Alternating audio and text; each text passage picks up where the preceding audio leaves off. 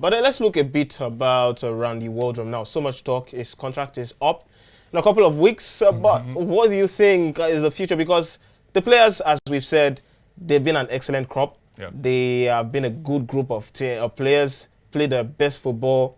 I think they need some development. I think there needs to be continuous development of that squad. And if a certain manager like Randy Waldrum can take them that far, in spite of the controversy that we have seen, I mean, shouldn't they be retaining him as a head coach? I think it would be wise for the NFF to retain him because they spent a whole lot of money to bring him to this level. When Waldrum came in, he doesn't really understand what national team football is.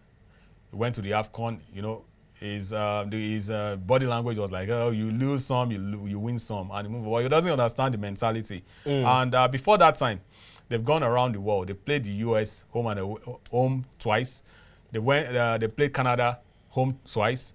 They went to Japan, played twice. Went to Mexico, played against these teams. So over time, 29 games the NFF listed before facing England. And if a coach who has not attained or who has not actually trained a national team has gone through this process of criticism, of having the best of players to deal with, playing at this particular World Cup, which FIFA has regarded as the biggest and the best women football, then the NFF... And that's the question now. Faiga, why should this consistency be halted? Because they have done pretty much well. And you can see Tayo telling us about the track record, the line of growth, the linear trajectory that this team has had. Why should it stop now? Despite the malice, the controversy that the NFF may want to come out and talk about as a reason to sack him? Well, for me, I feel maybe the reason for this is a lot of politics going on behind. And also, I think with the fact that me personally, I have this belief that, look, the NFF do not rate these players, right? Neither do they rate the coaches. Because if they did, right, number one, we wouldn't even be here talking about a simple thing of payment of bonuses, because we know that the money that NFF gets, you understand, through sponsorship and other avenues is actually enough to actually settle these players. But you just kind of wonder. So the truth is, even the NFF, they're also going to get even the NFF 1.8 million from FIFA as well. So I mean, why should they? Yeah, you know, I think the thing is, it doesn't add up. You know, the thing is, those who are there, those who are up there in the NFF, I think they don't even understand what growth means. Because really, if they did, they should be able to see this, that that there is actually a trajectory. Sorry, but the thing is, with what Waldrum has said, you know, prior to the World Cup and all of that, they could probably take it to their chest. But the man has come and said he wants to stay. He wants to stay. But the NFF might not be forgiving. I mean, they'll be like, you came out, you dragged us, you are not going to go, you know, you are not going to go. His country of origin, US, is actually... it's a hot property now. They are looking for him. Every country is looking for him. The information from Australia... Then that would be the NFF's loss. Everybody wants him. Yeah, you see, that's the thing. If the NFF cared... They're waiting for NFF to give an overture and bring him on, because he says he wants to go to the Olympics, train these girls to the Olympics. So he has given an opening. Do you honestly think that the Nigerian Football Federation are right now thinking about all that we've discussed, probably the trajectory, the growth, and the progression? Do you think it's off the top of their minds at the moment? Nah, I don't think so. And that's sad. If you want to go into their minds, just let me now look as if I'm the NFF. Okay. Please don't. You don't look like them. Please don't.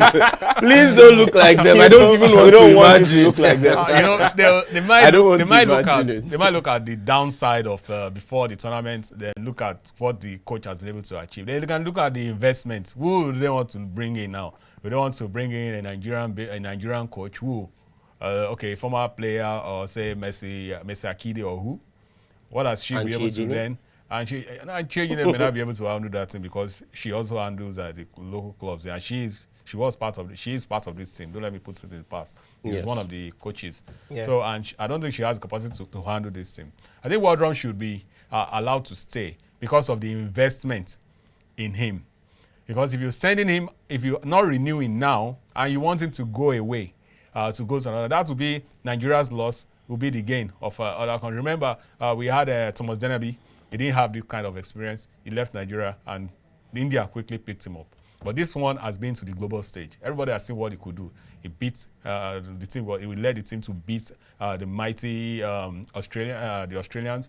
He held Canada, and we almost upstage the English right there before the whole world. You know, and this is a man that is serenaded by the youth, obviously, and he's brought young players into the team. He's built a team, and that's the best way to put it. A team that can go leaps and bounds. Yeah. So why stop that now? I mean, for whatever reason, is what remains unclear. Why stop? We're having the same conversations in all our national sides, be it football, be it basketball. It's a common theme in Nigerian sports. Yeah, they should have this because he is one of the most traveled coach. He's played over, as mentioned, over about 30 games now.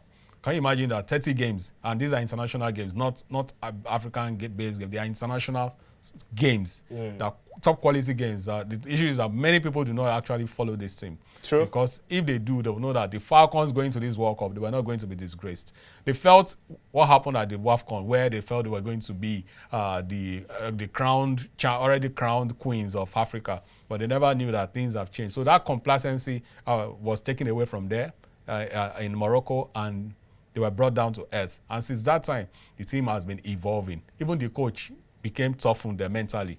And he understands the mentality of Nigerians who wants to see the Falcons win every game they get into, because losing a game. You remember they also lost in one of their games. They lost heavily 9-0 and all. You know, they lost heavily in one of their matches. So these are kind of prepared them mentally. So for the coach to be there now, I think the NFF should not, because the qualifiers for the Olympics starts very soon. Yeah. And the Olympics is next year. So if you bring in another coach, bring in someone new, taking this one out, you serving.